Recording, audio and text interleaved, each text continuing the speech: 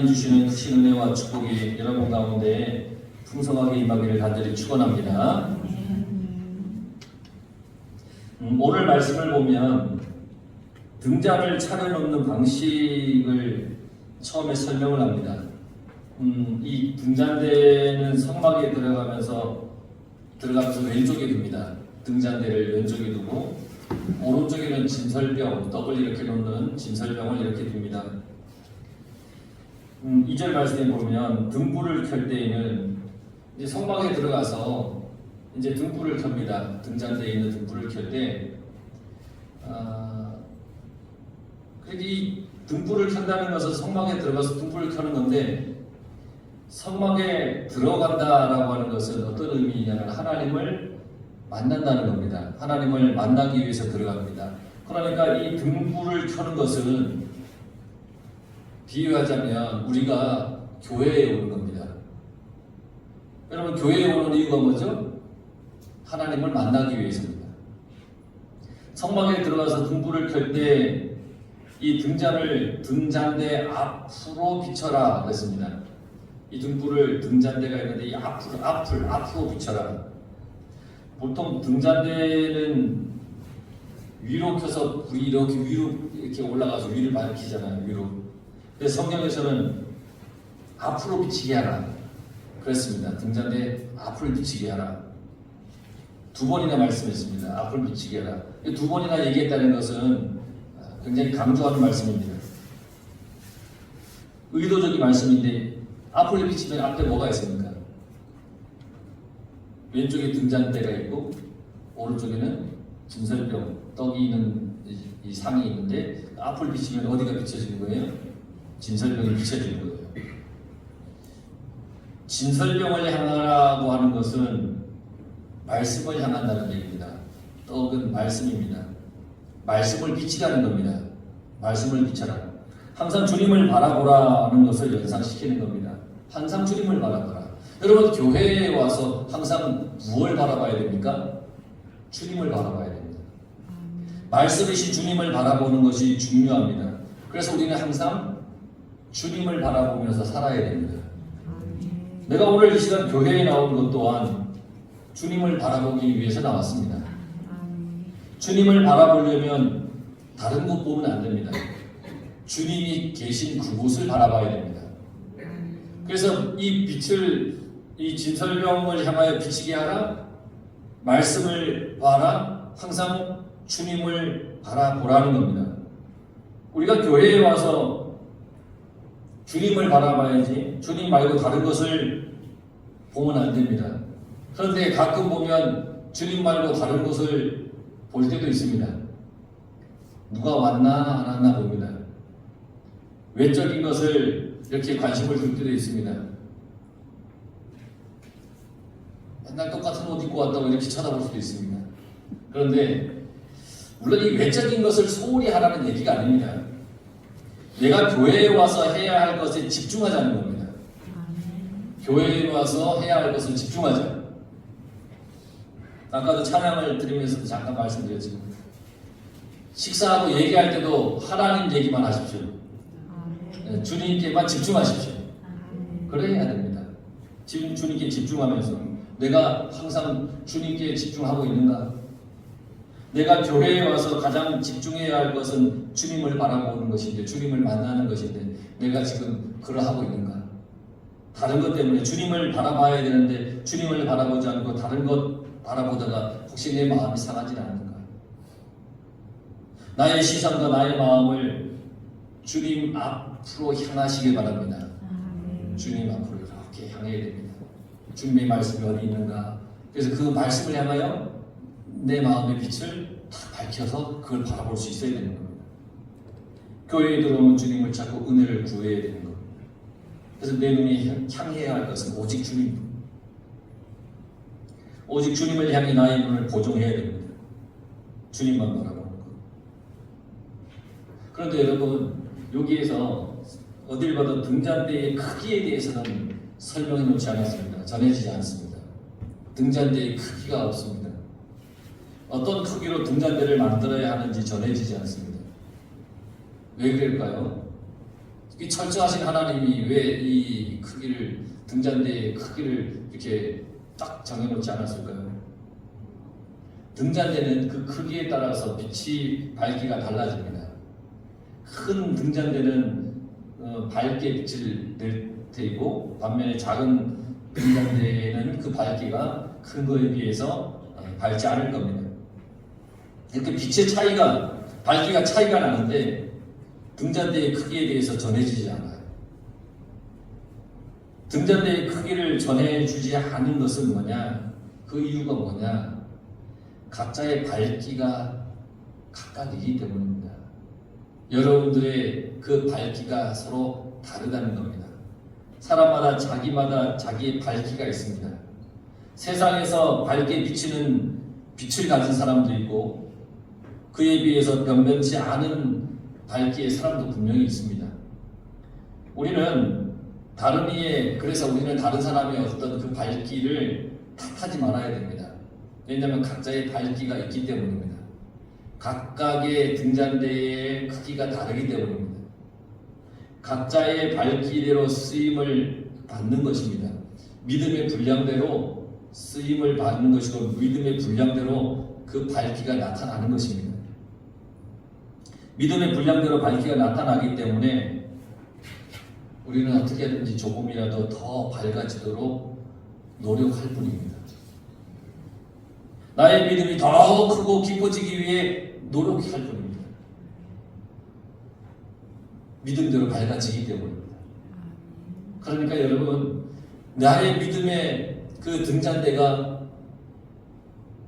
정말 믿음의 훈련과 믿음의 삶을 통해 커져서 정말 내 삶이 주님 주신 은혜로 밝아지고 더 밝아지기를 애쓰고 또 노력할 수 있길 바랍니다. 주님께서는 뭐라 그랬냐면 너희는 세상의 빛이라 이렇게 말씀하셨습니다. 밝은 빛으로 산다는 것은 그만큼 믿음이 있어야 됩니다. 주님의 말씀대로 밝은 빛으로 산다는 것은 믿음의 깊이만큼 나의 빛이 밝아지는 것이기 때문에, 그러므로 믿음으로 나의 빛이 밝아지도록 노력을 하고 또 노력해야 됩니다. 세상을 비치는 나의 빛이 밝아지도록. 세상은 참 많이 어두워 있습니다. 우리가 이 세상을 이렇게 바라보면 얼마나 세상이 많이 어두워 있습니까? 주님의 말씀으로 밝아 있으면 좋겠는데 세상은 참 많이 어두워 있는 것 같습니다. 얼마나 많이 어두웠는지. 네, 그러나 여러분, 내가 믿음으로 밝아지면 세상도 조금씩 밝아질 겁니다. 내가 믿음으로 조금 더 밝아지면 내 주변이 조금 더 밝아질 겁니다. 그런 빛이 하나하나 모이면 정말 세상은 주님의 빛으로 밝아질 것입니다. 그러니까 나의 작은 빛이 비추어져서 세상을 밝히는 그런 사람이 되시길 바랍니다. 우리 하갑포 교회 모든 성도들 한 사람 한 사람의 빛이 밝아지면 그 빛이 얼마나 더 크게 나타나겠습니까? 그러니까 우리 모두가 믿음의 분량대로 그 믿음의 분량이 커지도록 그 빛이 밝아지도록 애쓰면서 주님 안에서 살아가시길 바랍니다. 4절에 보면 성막에 등잔대 제작법이 나오는데 금을 쳐서 만든다 그랬습니다. 금을 쳐서. 금을 친다라고 하는 것은 금을 연단하는 겁니다. 다루는 것이죠. 금을 잘 치면 빛이 더 반사시켜서 더 밝게 됩니다. 금을 다 잘 연단하면 더 밝아집니다. 나를 연단해서 더 밝은 빛을 내는 사람이 되어야 됩니다. 여러분 스스로를 잘 연단하십시오. 믿음으로 잘 연단하십시오. 나를 연단한다고 하는 것은 내 속에 있는 죄를 쳐서 빼낸다는 겁니다. 그러니까 여러분 속에 있는 죄를 쳐서 빼내십시오. 그래야 내가 정말 밝은 그런 연단된 금이 되어서 빛을 잘 비치게 되는 겁니다. 내가 가지고 있는 것 중에 하나님에 대한 불순종의 요소가 있으면 그거 모두 다 빼내서 버려야 됩니다. 불순종의 요소가 있다면 다 빼내서 버리십시오. 나를 연단해야 하는 요소 중에는 여러 가지 있지만 이 어떤 물질에 대한 소유욕, 다른 사람보다 높아지고자 하는 어떤 명예욕도 있을 것이고, 나만 생각하는 이기심도 있을 테이고 하나님보다 자기의 고집과 생각을 앞세우는 것 이런 것도 있을 것인데 이런 것들을 다 빼내서 우리를 자기 자신을 잘 연단해야 되는 것입니다. 이런 것들을 다 잘 다스려야 되는 겁니다. 내 속에 있는 것 중에 혹시 주님으로부터 나를 멀리하는 게 있다면 그게 뭔지를 발견하여서 그것을 반드시 바꾸려고 노력을 해야 됩니다.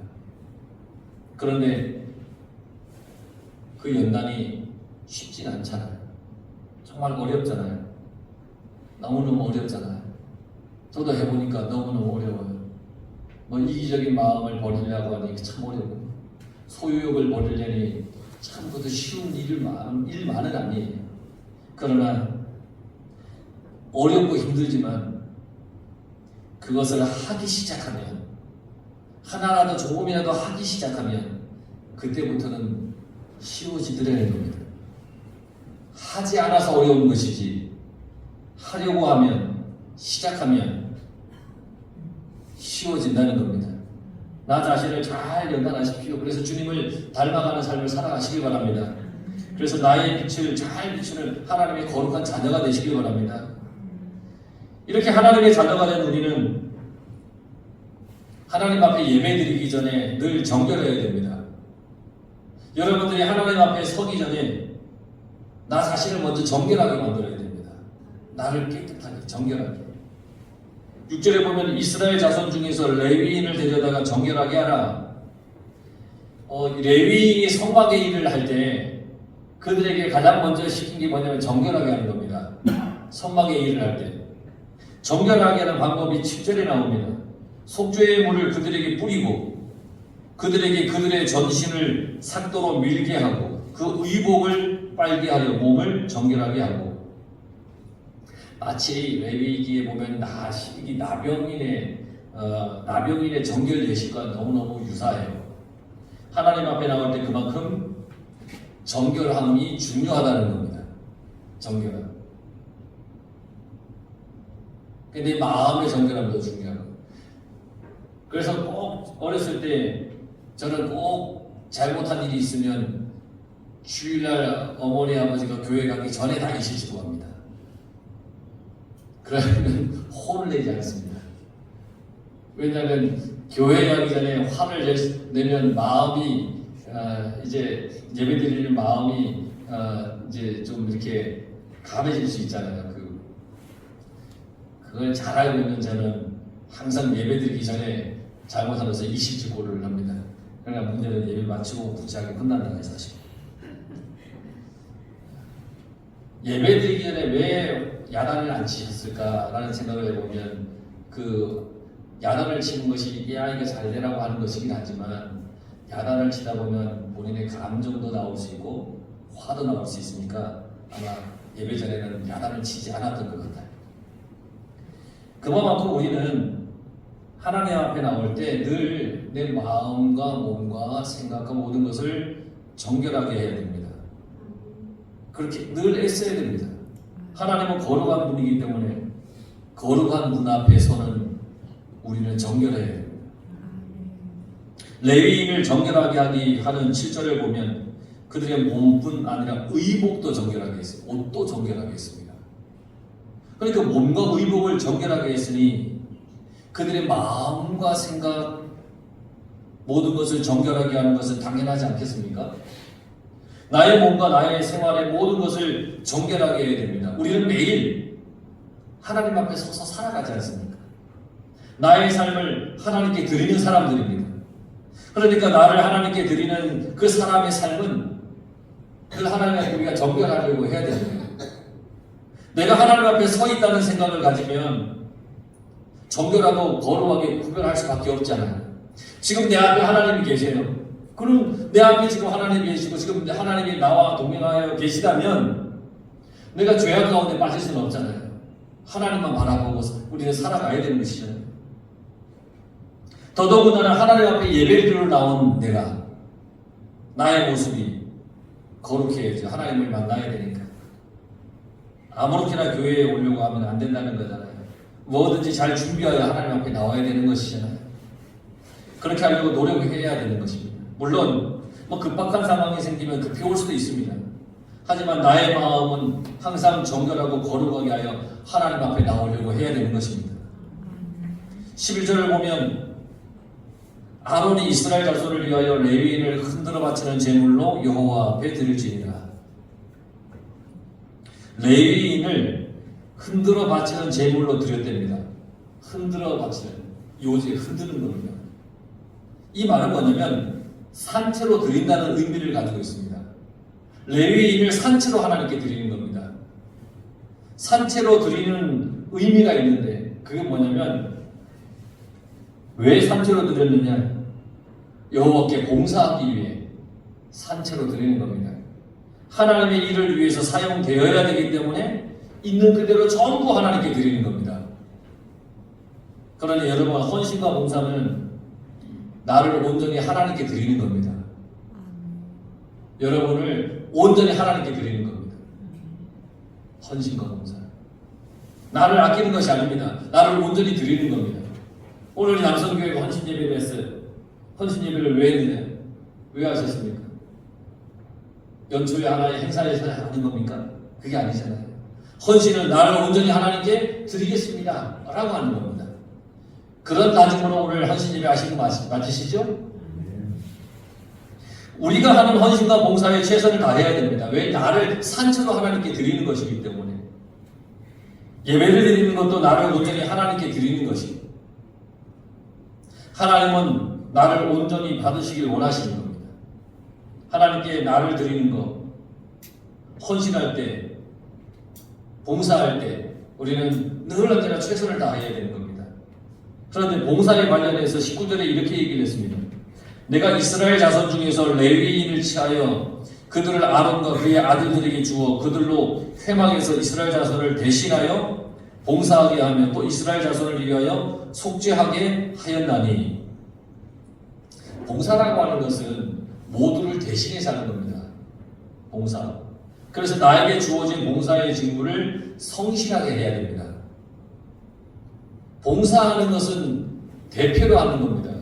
대표. 교회에서 봉사하는 것은 모두를 대표해서 하는 겁니다. 자기에게 주어진 직분을 잘 감당하는 것도 봉사의 의미입니다.